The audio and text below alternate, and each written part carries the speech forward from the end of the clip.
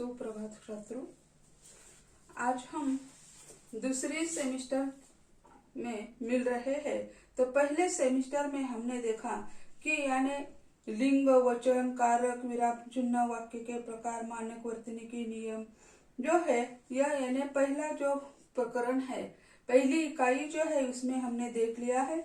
और दूसरी जो इकाई है जैसे वाक्य के प्रकार हमने देखे, मानक वर्तनी के नियम देखे, और उसके साथ साथ आज हम इकाई दूसरी जो है उसको प्रारंभ करने जा रहे हैं। तो दूसरी इकाई में क्या है? तो दूसरी इकाई में है कविता, कहानी तथा यात्रा वृत्तांत लेखन। तो इसमें कविता लेखन और उसका महत्व, कहानी लेखन तथा उसका महत्व, यात्रा वृत्तांत तथा उसका महत्व, ऐसी तीन विधाएं हैं जो गद्य में आ जाती है। तो तीन, कविता जो है पद्य में आती है, कहानी गद्य में, यात्रा वृत्तांत गद्य में आती है। गद्य पद्य ऐसे दोनों का मिश्रण इसमें कर दिया है। तो कविता जैसे हम देखते हैं, कविता का प्रारंभ तो कब हुआ और उससे यानी कविता का महत्व या कविता लिखते समय कैसे लिखनी चाहिए, इसके बारे में हमें चर्चा करनी है। तो यानी कविता जो है, तो कविता यानी जैसे हम देखते हैं उसे कोई साहित्य भी कहते हैं। तो साहित्य यानी क्या? तो कविता लेखन जैसे हम देखते हैं, साहित्य शब्द से मानव जीवन के अभिव्यक्ति का ज्ञान उसमें समाहित होता है। और उसका कैसे ज्ञान होता है? तो साहित्य शब्द से मानव जीवन की अभिव्यक्ति और समग्र ज्ञान की चेतना का बोध होता है। तो कविता जो है चेतना निर्माण करने वाली एक विधा मानी जाती है। जैसे हम मानते हैं कि यानी एक हम अग्नि जलाते हैं और अग्नि जलाने के बाद पूरा अग्नि शांत हो जाता है और ऊपर पूरी राख ढक जाती है। लेकिन जब कई घंटे बीत जाने के बाद उस पर हम फुंकार मार देंगे तो छोटी सी चिंगारी जो है वह यानी अग्नि को भड़काने के लिए भी महत्वपूर्ण होती है।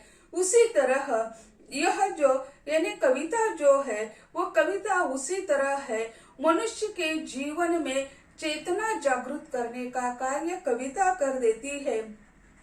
समग्र जीवन और ज्ञान को अपनाकर उसे शब्द चित्रों द्वारा सजाने की शक्ति किसी एक व्यक्ति में नहीं होती है। जो जैसे कवि में कार्यत्री प्रतिभा का यानी महत्वपूर्ण स्थान होता है। यानी ऐसा भी कहा जाता है, जो न देखे रवि वो देखे कवि। यानी जो कल्पना जो है, कल्पना को यहाँ यानी महत्वपूर्ण स्थान होता है। यानी कल्पना कहीं की भी सैर कर सकती है, अवास्तव को वास्तव बना देती है। यह विशेषता यानी कविता में होती है। तो कविता यानी करने के लिए, कविता का निर्माण करने के लिए कवि के पास यानी कार्यत्री प्रतिभा का होना अनिवार्य है। कार्यत्री प्रतिभा सभी के पास होती है ऐसा भी हम नहीं कह सकते, और किसी के पास, एक विशिष्ट व्यक्ति के पास होती है ऐसा भी नहीं कह सकते, क्योंकि उसके लिए उसी प्रकार का वातावरण अगर निर्माण हो जाता है तो भी यानी व्यक्ति का कवि मन जागृत हो जाता है। इसके अनेक उदाहरण हमें दिखाई देती है। तो आज हम देखते हैं कोई रचनाकार होते, कोई गीतकार होते हैं, लेकिन पहले का साहित्य जो हम देखते हैं वो मुखोद्गत था। तो ऐसे आज हमारे पास ये डिजिटल माध्यम आ चुका है, मोबाइल है, रेडियो है, टेलीविजन है, सब कुछ है। लेकिन इसके पहले लिखित साहित्य होने के पहले यानी वह मुखोद्गत साहित्य था। एक पीढ़ी से दूसरी पीढ़ी, दूसरी पीढ़ी से तीसरी पीढ़ी, इसी कारण उसमें परिवर्तन आता था। तो उसमें गेयता जो है, गेयता अत्यंत महत्वपूर्ण होती है, क्योंकि अगर हम गाने लगते हैं तो जैसे उसे यानी क्या होते, अपने आप लफ्ज उसके लिए तैयार हो जाते हैं। जैसे पुराने आज तो आटा पीसने के लिए चक्कियां आ चुकी है, लेकिन पहले क्या है, घर में जो पत्थर की चक्की होती थी उस पर आटा पीसा जाता था। तो उसी समय ये जो स्त्रियां है वो अपने भाव को चित्रित कर देती थी यानी कोई अपना आराध्य हो, अपने रिश्तेदार हो, माता पिता हो या देवर हो, सास ससुर हो, उसका गुणगान वो करती हुई हमें दिखाई देती है। तो वह क्या है, एक दूसरे दोनों मिलकर, या जैसे बड़ी चक्की होती है तो 3-4 लोग बैठकर, स्त्रियां बैठकर आटा पीसती थी। तो ऐसे जो है वो लिखित नहीं था, वो मुखोद्गत था, एक दूसरे के साथ गाते थे। आज भी हम देखते हैं समूह गीत होते हैं। तो समूह गीत क्या है, वह भी एक समाज का प्रतिनिधित्व करता हुआ हमें दिखाई देता है। तो यह कविता जो है, कविता का प्रारंभ हम देखते हैं तो प्राचीन काल से ऐसा माना जाए तो बुरा नहीं होगा कि जब से मनुष्य का जन्म या इस सृष्टि पर मनुष्य प्रजाति की उत्पत्ति हो चुकी है, तब से यह कविता उनके साथ है। क्योंकि कविता में लयता है, संगीत है, और संगीत के सिवा कविता अधूरी होती है।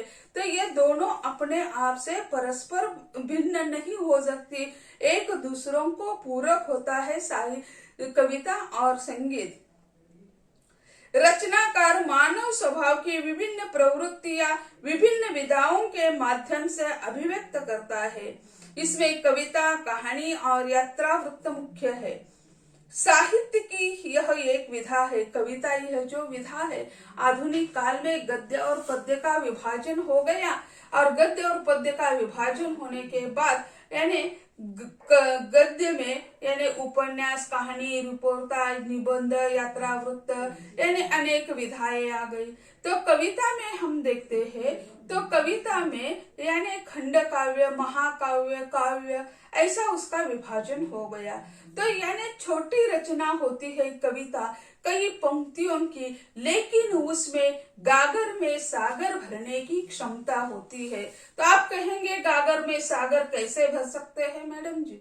लेकिन यह गागर में सागर भरना, एक लफ्ज में बहुत कुछ बोल दिया जाता है, तो उसे यानी गागर में सागर भरना ऐसा कहा जाता है।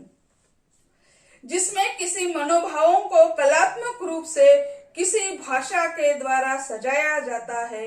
कविता से मनुष्य के भावों एवं विचारों की रक्षा होती है। यानी जो रचनाकार होता है उसके भाव उसमें निहित होते हैं, और उसके जो भाव होते हैं पूरे समाज के भाव होते हैं।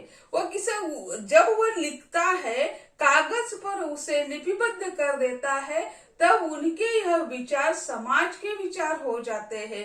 और जब हम कविता पढ़ते रहते हैं तो उसी समय अगर उसी प्रकार की समस्या होती है तो हम उसमें तल्लीन हो जाते हैं, हृदयगत उसे स्वीकार लेते हैं। तो हमें लगता है हमारी ही भावना उसमें कैसे चित्रित हो गई है।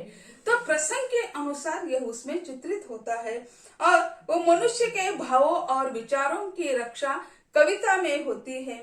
संसार की किसी वस्तु या चीज को कविता इस तरह से व्यक्त करती है मानो वह वस्तु एवं चीज आंखों के सामने नृत्य करने लगती है और मूर्तिमान दिखाई देने लगते हैं।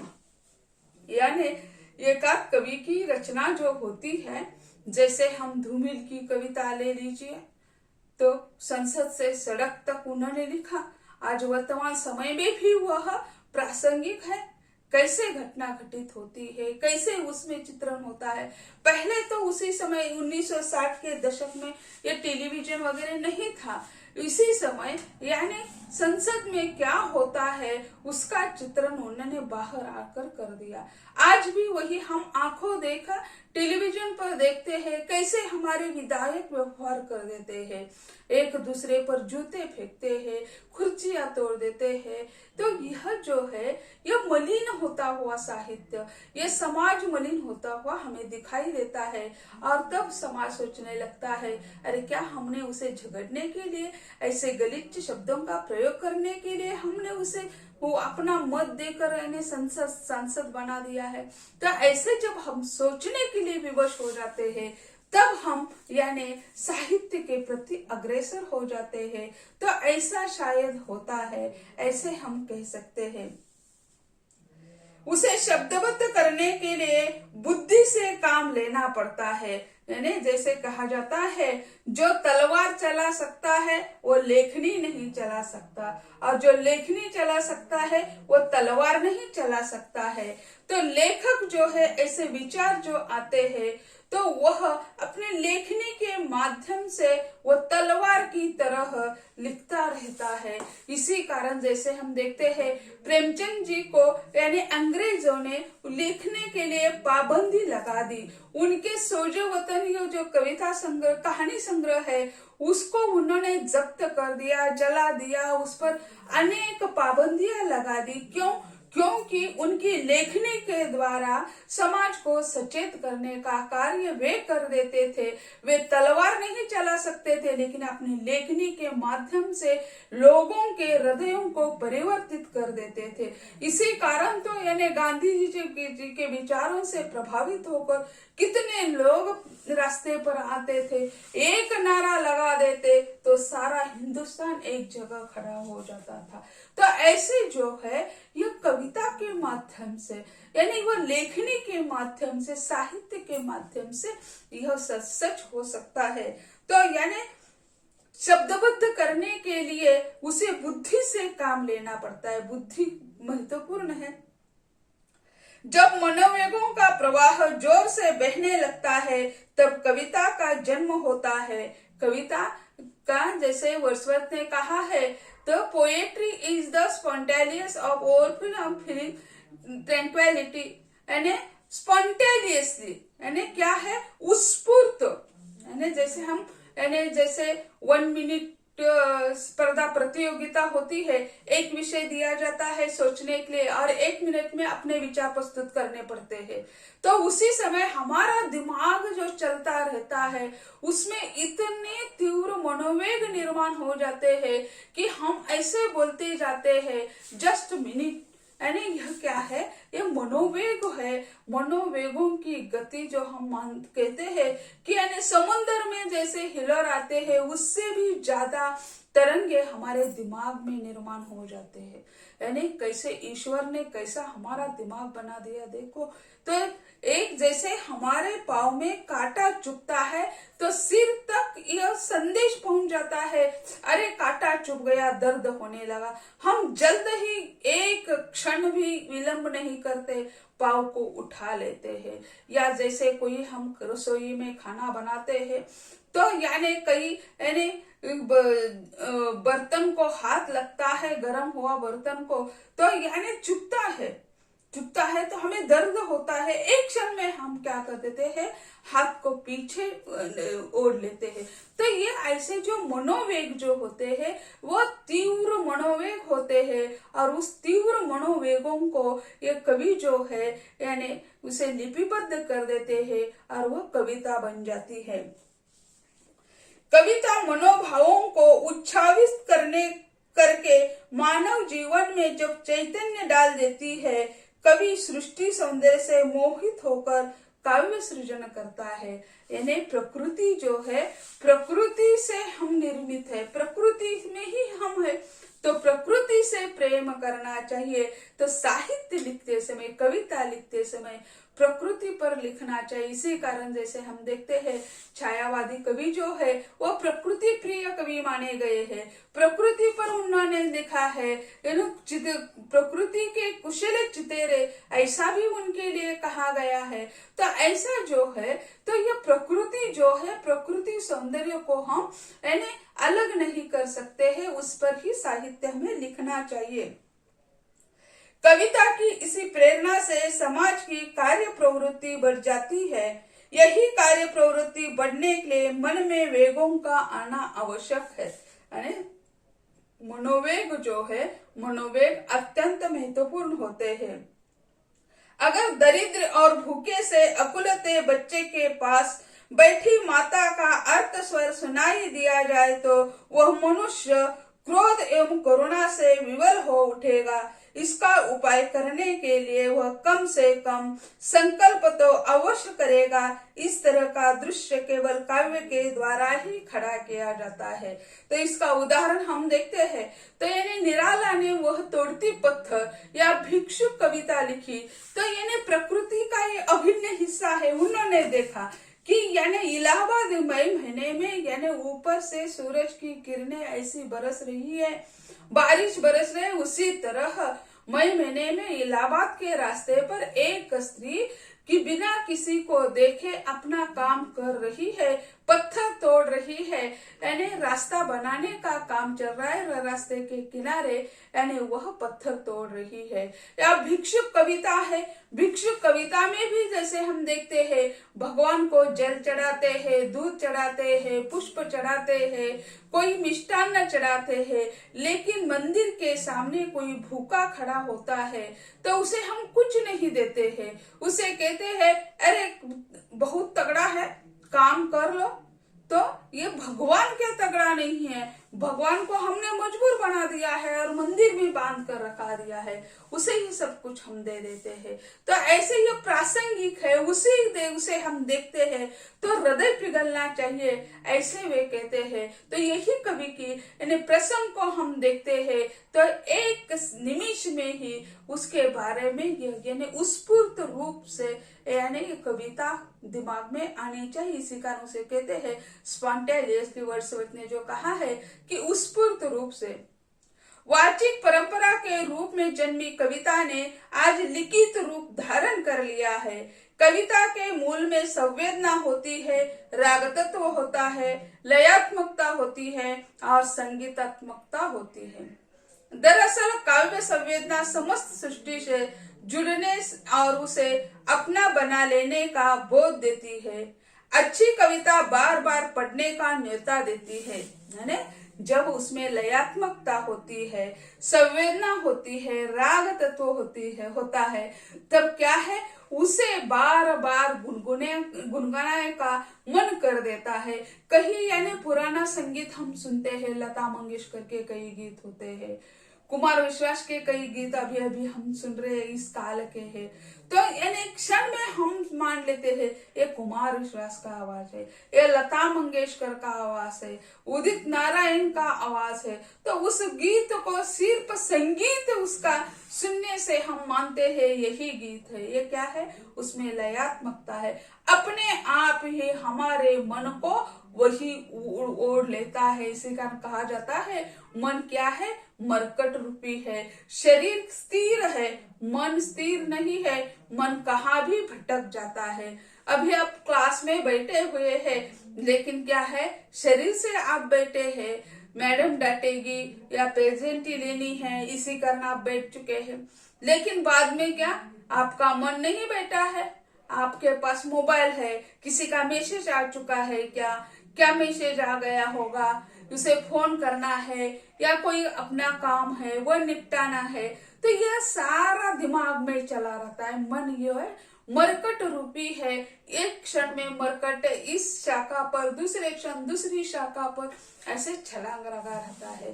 तो ऐसे जो है वे कहते हैं कि यानी लयात्मकता जिस गीत में होती है तो वह गीत क्या हो जाता है, हमें गुनगुनाने के लिए वो बाध्य कर देता है, उसे न्योता देता है। न्योता है ना, इन्हें निमंत्रण दे देना, तो अपने आप हम उसके ओर यानी ओढ़ जाते हैं। बिल्कुल संगीत की तरह जब तक आप दूर हो तो रहस्यमयी लगेगी और पास आते ही उसे बार बार और देर तक सुनने का मन करेगा।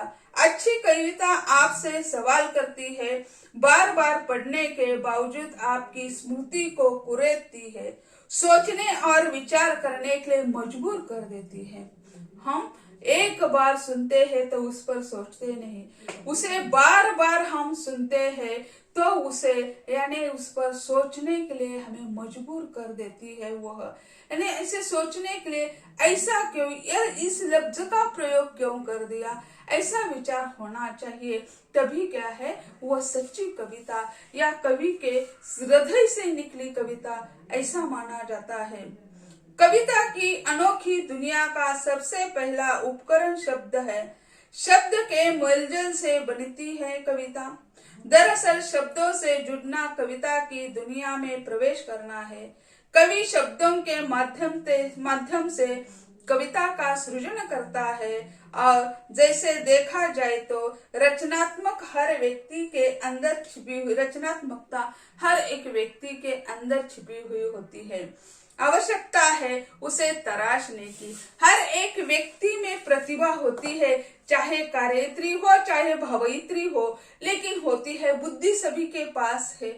कम ज्यादा जो है भगवान ने जो दिया है उसे अपनाना पड़ता है, लेकिन उसे क्या करना पड़ता है, तराशना पड़ता है उसे, यानी बार बार मुलायम बनाना पड़ता है। जैसे हम मानते हैं मिट्टी का बर्तन बनाते हैं तो उसे बार बार ऊपर से पानी से यानी लोपना पड़ता है, तब वह मुलायम बनता है, उसी तरह इस्तेमाल लायक बनता है। उसी तरह यानी कवि को, यानी जिसके पास यह भवेत्री या कार्यत्री प्रतिभा है, तो उसको उसी तरह का वातावरण मिलना चाहिए, तभी यह कविता तैयार हो जाती है।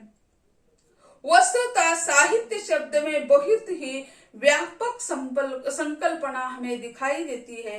इसमें समस्त मानव जीवन की अभिव्यक्ति और समग्र ज्ञान की चेतना का बोध होता है। समग्र मानव जीवन और समग्र ज्ञान को समाहित कर शब्द चित्रों में उकोरने की शक्ति किसी एक व्यक्ति, किसी एक समाज में संभव नहीं होती है। यही वजह है कि हर एक व्यक्ति, समाज अपने अपने ढंग से साहित्य का सृजन करता रहता है। हर एक व्यक्ति की प्रतिभा अलग होती है। कोई कवि होता है, कोई निबंधकार होता है, कोई अच्छा नाटककार होता है, कोई यात्रा साहित्य लिखने वाला होता है। तो ऐसे यानी जैसे उनकी प्रतिभा है उसी तरह वो काव्य साहित्य की निर्मित करता रहता है। इसलिए कविता लेखन का निश्चित ढांचा या स्वरूप नहीं है, क्योंकि कभी कविता छंदोबद्ध हुआ करती थी, लेकिन यह मान्यता आज धूमिल होती हुई दिखाई देती है। छंदों का जैसे कई आरोप लगाए जाते हैं, साठोत्तरी कविता के बाद कविता से यानी लयात्मकता या संगीतात्मकता समाप्त हो चुकी है। यानी 10-10, 15-15 पन्नों की एक कविता बनती जा रही है, तो उसे कई लोगों ने लंबी कविता का नाम दे दिया।